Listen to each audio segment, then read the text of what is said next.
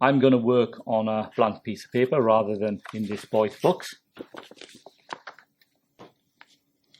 So this is a worksheet we're going to copy from. It's got some ideas of the proportions of the human face, and then below the structure of the skull, which is obviously below the surface. We're not going to copy this area, we're going to copy this top area.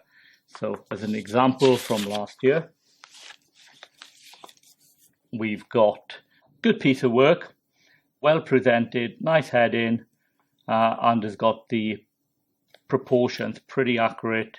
I've made a few corrections for making the neck a little bit wider and adjusting the chin, but otherwise it's very good, and he's got the worksheet stuck in on the next page.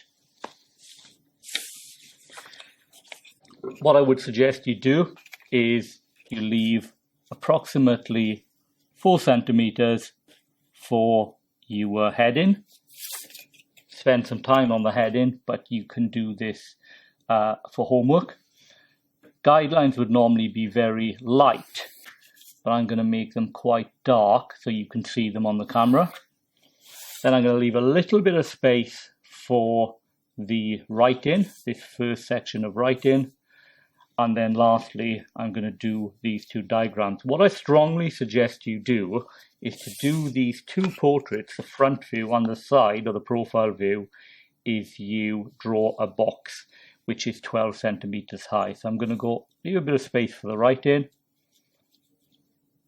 I'm going to take a box which is almost the full width of the page. Said the box is going to be 12 centimeters high. Again, my guidelines are too dark, but they allow you to see them on the camera.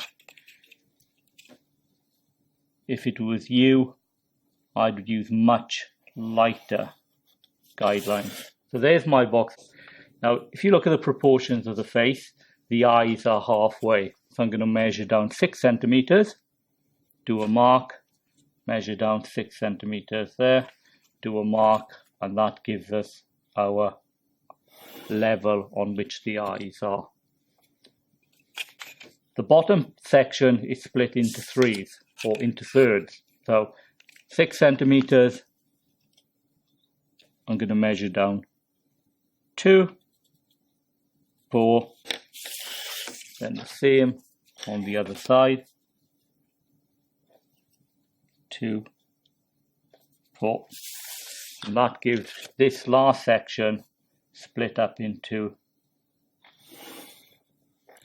1/3, 2/3, and 3/3.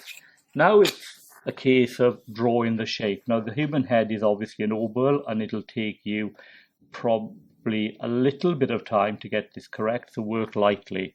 So if you just find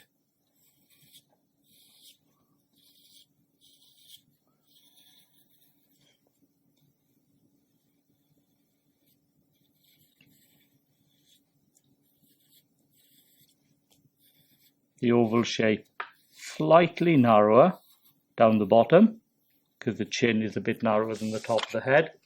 And what I would suggest you do is find the halfway point and draw a line, because the head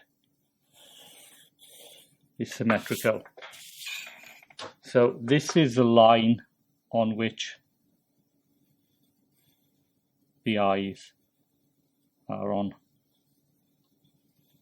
I'm going to do quite a simplistic drawing to start off.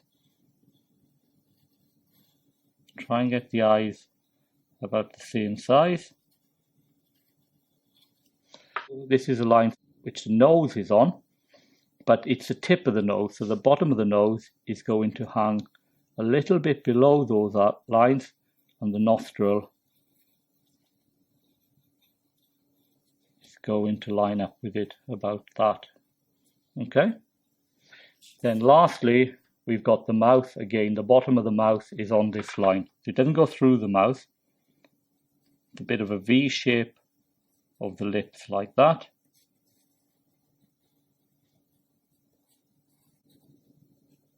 that gives you your mouth shape.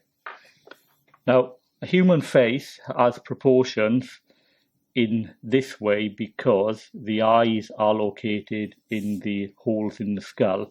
The nose, because it's made out of cartilage, can be slightly longer or slightly shorter, and the same with the mouth, because the mouth is and the lips are made out of flesh. They can change positions by a couple of millimeters. Probably the most famous example of this is Leonardo's Mona Lisa, where he really elongated the nose. So if we do the side view, the eyes are obviously going to be on the same level. They have to be on this line.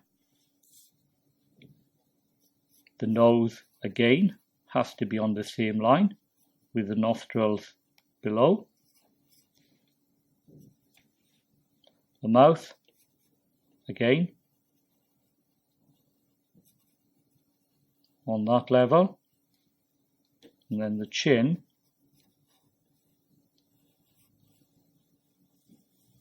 on that level. Now you can see what I've done, which would need a bit of adjusting. I'm not going to do it now. That lip needs to come up a little bit because it needs to be touching this line. Because even I've made a mistake there. Then it's a case of looking at the drawing and getting the top of the head, which has to go up to this line and back. The worksheet shows you've got room to put all the space of the back of the head on. If you don't, it doesn't really matter. Then finally, you yourself can decide whether to add extra details like the neck, ears, hair, etc. This person has obviously done a pretty good job of adding those extra details. So that's the portrait worksheet. Aim for good presentation, good proportions, and a very good heading, and use guidelines for your writing. In that way, you'll secure a high mark.